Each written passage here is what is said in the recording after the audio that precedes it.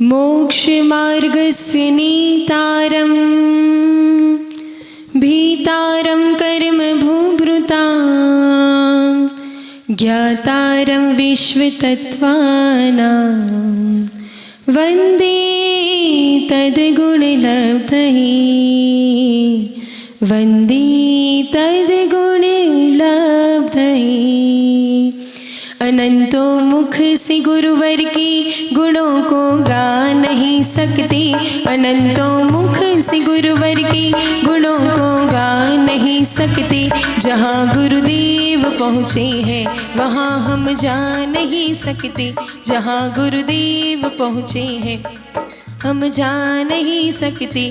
कि खुश हो दिल गुरु ने हाथ अपना रख दिया जिस पे, कि खुश हो दिल गुरु ने हाथ अपना रख दिया जिस पे। हजारों गर्दिशों में भी वो ठोकर खा नहीं सकते, हजारों गर्दिशों में भी वो ठोकर खा नहीं सकते। बोलिए देवाद गुजरात श्री नेमिनाथ भगवान की, श्री 24 तीर्थंकर भगवान की, परम पूज्य मुनि कुंजर ज्येष्ठाचार्य श्री आदि सागर जी आचार्य महावीर कीर्तियाचार्य विमल सागर जी महाराज की, युग श्रेष्ठ तपस्वी सम्राट आचार्य भगवान श्री सन्मति सागर जी महामुनि राज की, परम पूज्य दूरपट्टाधीश्वरी चक्रवर्ती मम दिव्य शक्ति गुरु श्रेष्ठ आचार्य भगवान श्री सुनील सागर जी गुरुदेव की, अहिंसामय परमो जैन धर्म की।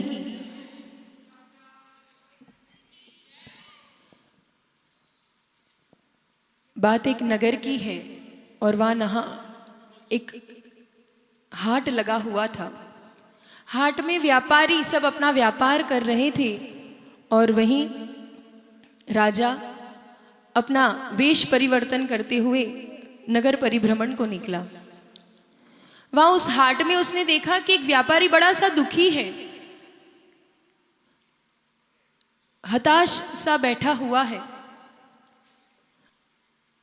उसे पता नहीं चला कि राजा इस रूप से मेरे पास आके खड़ा है, और साथ में मंत्री भी था, उसने भी अपना वेश बदल के हुए एक सामान्य से साधारण से व्यक्ति का रूप धारण किया हुआ था। उसने पूछा कि भाई क्या बात हो गई, तुम बाजार में ऐसे इतना सारा अपना सामान लेके बैठे हो और हताश से बैठे हो। उसने कहा क्या करूं भाई, पूरा दिन हो गया, मेरा एक भी कंबल बिका नहीं है, मेरे बच्चे घर पर भूखे हैं और मैं कैसे अपना गुजारा करूंगा। राजा के मन में विचार आता है कि वास्तव में ये व्यापारी दुखी है। अगले दिन राज दरबार में घोषणा करता है वो, और सभी के लिए फरमान देता है कि सबके पास अवश्य रूप से आज शाम तक जो कंबल बिक रहा है सबके पास एक एक कंबल होना अनिवार्य है, सबको खरीदना जरूरी है। और जहाँ राजा का फरमान हुआ, प्रजा ने उसको चरितार्थ किया और पहुंच गए उस व्यापारी के पास। व्यापारी बड़ा आश्चर्य करने लगा कि अभी तक तो, कल तक तो एक कंबल भी नहीं बिक रहा था, और आज एक के बाद उसका जो माल था, कंबल था, पहले वो 50-60 रुपए में बेच रहा था। उसने देखा कि धीरे धीरे लोग आ रहे हैं, उसके मन में कुछ ऐसी लोभ कहो या ऐसे कुछ तृष्णा जगी। उसने 50 का कंबल 100 में बेचना चालू कर दिया। धीरे धीरे शाम तक 250 रुपए, और जैसा राजा का फरमान था कि सबको खरीदना है और जिसने नहीं खरीदा होगा तो उसे 500 रुपए जुर्माना भरना पड़ेगा। शाम हो गई और केवल 1-2 कंबल जहाँ बचे थे, वहाँ मंत्री को याद आया कि अरे राजा का फरमान है, कंबल लेने जाना है। और जब वो व्यापारी के पास पहुँचता है तो एकमात्र कंबल, तो कहता है कितने का है कंबल? व्यापारी कहता है 250 रुपए में। मंत्री सोचता है कि 500 रुपए जुर्माना देना, उससे तो 250 रुपए में कंबल खरीद लो। अब सब हो गया। दूसरे दिन राजा फिर पुनः उस हाट में गया और देखने गया कि आज तो व्यापारी बड़ा खुश होगा कि उसके सारे कंबल बिक गए होंगे, संतुष्ट होगा। राजा हमेशा यही विचार करता है कि उसकी प्रजा हर तरीके से संतुष्ट रहे। तो यही मुखिया का एक स्वभाव हुआ करता है।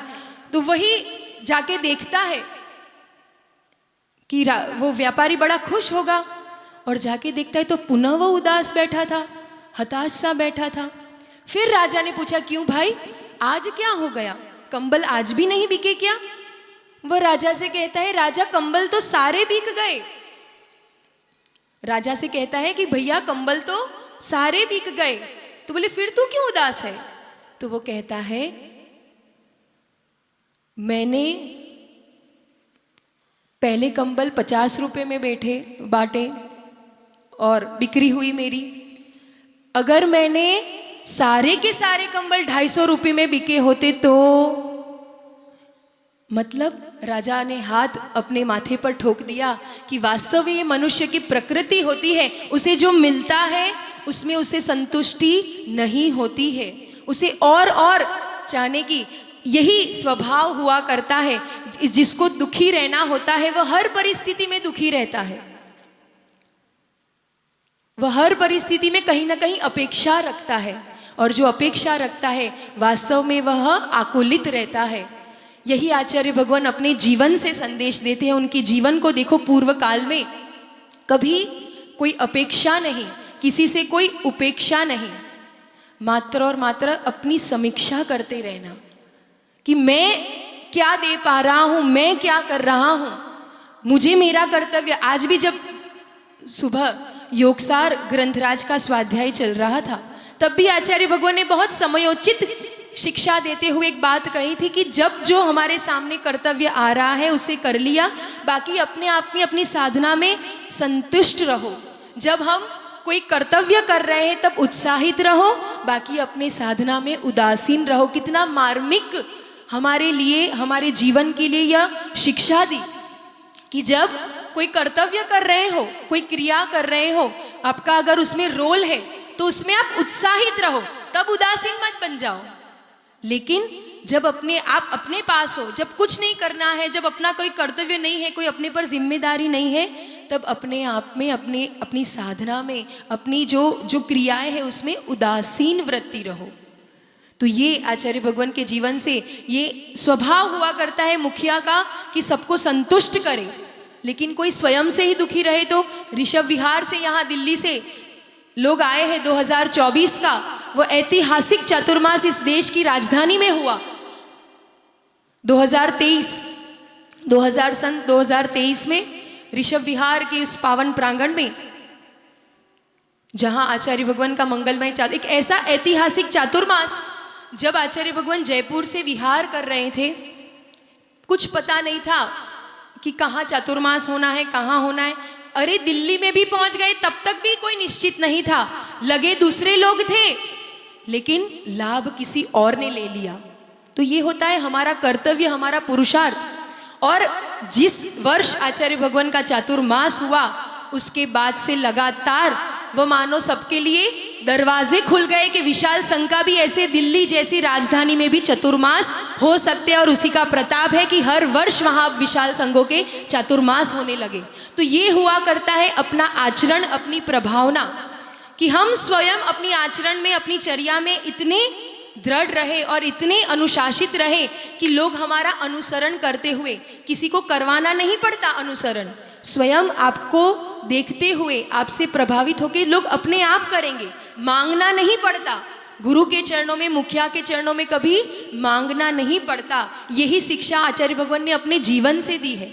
इतनी छोटी उम्र में, मात्र 19 वर्ष की वय में, जिन्होंने मुनि दीक्षा को धारण किया, मात्र 29 वर्ष की वय में, सबसे आज होड़ तो लगी हुई है सभी जगह, पूरे विश्व में ये खिताब बांटा जा रहा है कि यंगेस्ट एंटरप्रेनर, यंगेस्ट चैंपियन, ये सब कुछ यंगेस्ट तो होता है, लेकिन कोई आके देखे श्रमण संस्कृति में अगर सबसे यंगेस्ट आचार्य, जिनको अपने स्वयं गुरु के हाथ से आचार्य पद मिला, मात्र 29 वर्ष की उम्र में आचार्य पद पर सुशोभित किया आचार्य भगवान सन्मति सागर जी ने अपने स्वयं के हाथों से, गुरु अपने स्वयं के हाथों से दे, ये बहुत बड़ा सौभाग्य हुआ करता है।